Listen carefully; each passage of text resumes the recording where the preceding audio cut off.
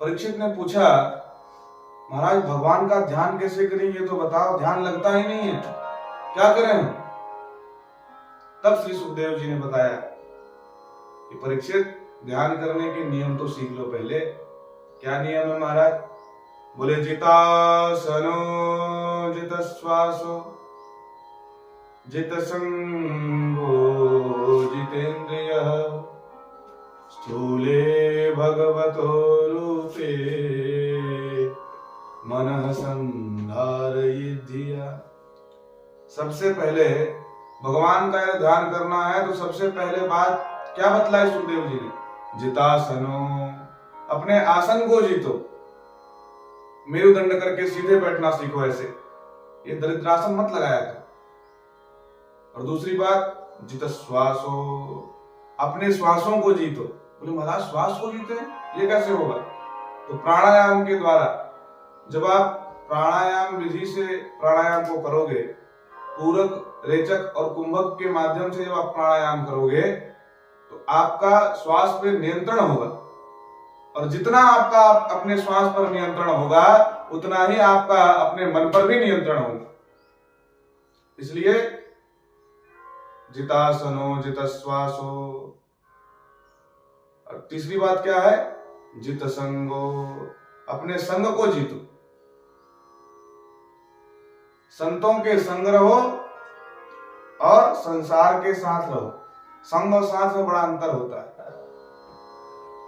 जिस प्रकार हम और आप एक साथ बैठे हुए हैं, अब कोई आदमी हमसे टकराए, अरे महाराज जी आप मैं पहचाना? हमने कहा भाई हमने तो नहीं पहचाना। अरे महाराज आपके सामने 3 घंटे बैठ करके कथा सुनते रहे, आपने पहचाना नहीं? बैठे हो गए, हमें क्या पता। तो फिर आपने पहचाना क्यों नहीं? अरे भाई क्योंकि हमने आपको मन में नहीं बैठाया। जो व्यक्ति मन में बैठ जाता है ना, वो 1-2 साल बाद भी यदि मिले तो उसकी सूरत देख करके आप केवल पहचान जाओगे, अरे भैया ये तो वो वाले हैं।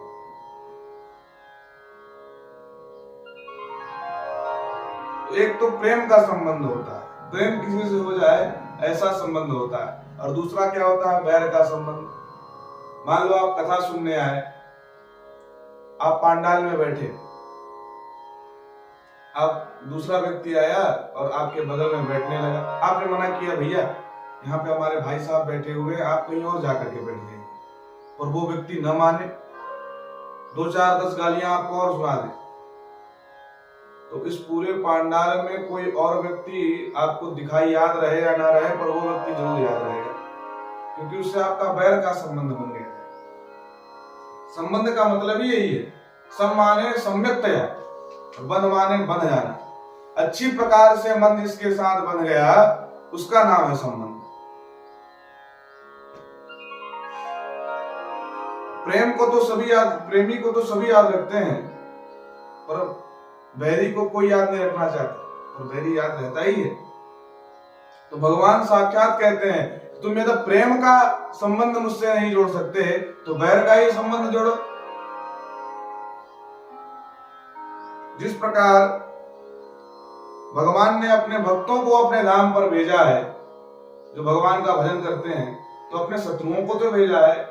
जो भगवान को दिन रात गालियां देता रहता था, भगवान को गाली दी बिना उसका दाना नहीं पचता था, ऐसे शिशुपाल को भी तो अपने धाम पर भेजा। जिस धाम में दूध पिलाने वाली मैया यशोदा को भेजा, उसी धाम में विष पिलाने वाली पूतना को भी तो भेजा। ले वेगतिम धात्रिजिताम ततोन्यम तम्बा दयालुम शरणम व्रजेम। भैया भगवान कहते हैं, चाहे आप मुझसे प्रेम का व्यवहार जोड़ो, चाहे दुश्मनी का व्यवहार जोड़ो, बैर का व्यवहार जोड़ो, संबंध जोड़ो, पर संबंध अवश्य जुड़ना चाहिए। गीधराज जटायु जब मरणासन पे थे, राम जी को बड़ा दुख हुआ। अपने पिता दशरथ का अंतिम संस्कार राम जी नहीं कर पाए, जो पिता तुल्य समझ करके जटायु का किया। ऐसा दिव्य प्रेम जटायु पर उड़ेल दिया भगवान मर्यादा पुरुषोत्तम श्री राम ने। तो जटायु जब जाने लगे तो राम जी ने कहा कि आप मेरे साकेत धाम जा रहे हो और वहां मेरे पिताजी आपको मिलेंगे दशरथ जी, उनसे सीता जी के हरण के बारे में चर्चा मत करना जटायु जी। जटायु ने कहा क्यों भगवान, ऐसा क्यों? तो राम जी की आंखें एकदम क्रोध से लाल हो गई और कहने लगे यदि मैं मर्यादा पुरुषोत्तम राम हूं तो एक दिन रावण अपने सकुटुंब साथ साकेत धाम को जाएगा और हमारे पिताजी को यह संदेश सुनाएगा, तुम मत सुनाना।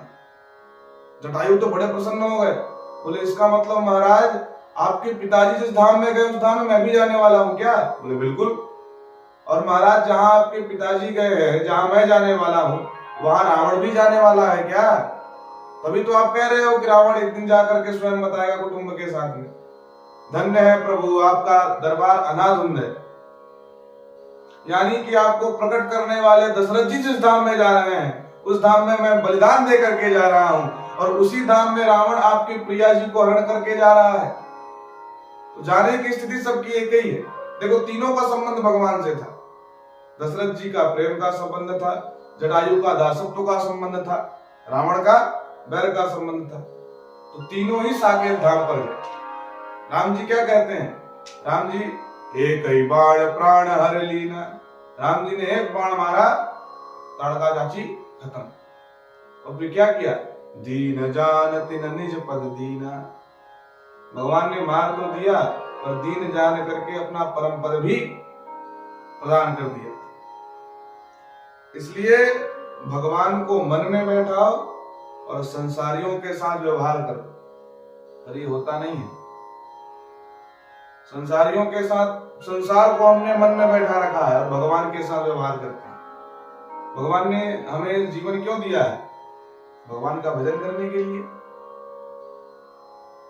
ये लक्ष्य है हमारा कि भगवान का भजन करें, और हम क्या करते हैं? संसार अरे ये काम है, वो काम है, अभी हमारा फैक्ट्री के लिए सामान नहीं पहुंचा है, अरे वहां पे फैक्ट्री बन रहा है उसमें टाइल्सें नहीं गिरी हैं। संसार को मन में बैठा कर रखे और भगवान से व्यवहार कर रहे हैं। अरे समय नहीं है, 2 अगरबत्ती घुमाई चल दी है, तो ये व्यवहार ही तो है। उल्टी गाड़ी चल रही है हमारी, जबकि संसार के साथ व्यवहार करना, भगवान को मन में बैठाना है। कर से कर्म करो विधि नाना, पर मन राखो जा कृपा निधाना। अपने शरीर से चाहे आप जो कुछ कर्म करो, पर मन हमेशा माधव के चरणों में ही लगा रहना चाहिए। और तीसरी बात क्या बतलाई? जितेंद्रिय, अपने इंद्रियों को जीतो। देखना इंद्रियों के न घोड़े भगे, इनमें हरदम ये संयम के कोड़े लगे। अपने मन को सुमार्ग में लाते चलो, कृष्ण गोविंद गोपाल गाते चलो। इस प्रकार से यदि आप चारों चीजों को मान लो, जितासनो जितश्वासो जितसंगो जितेंद्रिय, अपने आसन को जीतो, श्वास को जीतो, संग को जीतो, इंद्रियों को जीतो। जब ऐसा आप कर लोगे तो भगवान आपसे बिल्कुल भी दूर नहीं है।